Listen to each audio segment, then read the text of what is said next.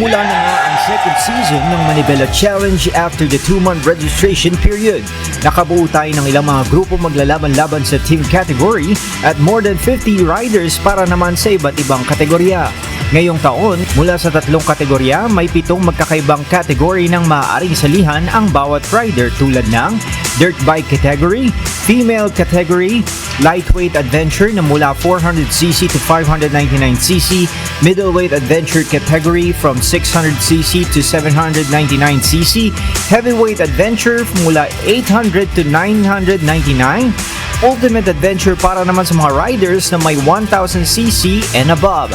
At syempre ang team category kung saan halos nasa 1 milyong piso ang total na pwedeng mapanalunan ng mga teams na kanila namang may dodonate sa napili nilang beneficiary. Andito tayo ngayon sa ginagawang orientation day ng Manibela Challenge Season 2 kung saan ang pinakabago nating race director na si Alfred Watermax ay nagpapaliwanag ng rules and regulation ng gaganapin na race this coming May 27, 28, and 29. Susundan naman ito ng awarding ceremony sa ika-30 ng Mayo 2025.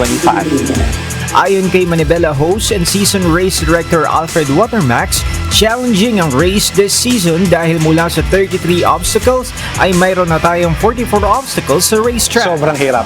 Ito ang masasabi ko guys, kung noon ay nahihirapan yung mga participant natin, this time parang mas nilevel up natin yung ating mga obstacle at hindi lang yung basta obstacle lang nilevel up, pati yung scoring system natin. Kagaya ng palagi nating sinasabi, yung tema natin ngayon ay speed, precision, for charity.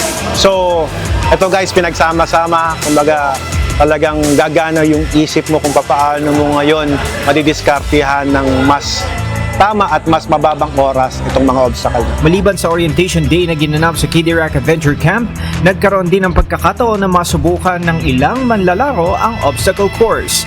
Ito ay magsisilbing edge para sa kanila upang magamay nila ngayon pa lamang ang obstacle course at makaisip ng tamang estratehiya sa darating na kompetisyon.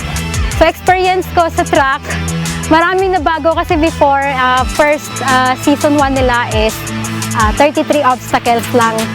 Pero ngayon, 44 na, so may mga surprising na talagang mag-i-enhance ng skills. Challenging ang obstacles dito sa mga nangyayari today. Then, nahirapan po ako sa yung paikot na cornering from left to right. Pero kahit papaano, nakakapag-adjust naman. And then first time ko po ito na experience dito sa Luzon. Ang Manibela Challenge ay ginawa hindi lamang para masubukan ang kapabilidad ng mga malalaro, kundi maisulong din ang advokasya ng safe riding, kung saan ang mga obstacle course na ito ay nagpo-promote ng speed and precision na may kasamang charity. Rodel Flor-Liz, nag-uulat, UNTV News and Rescue. Diyos ang aming sandigan, serbisyo publiko ang aming pinahahalagahan.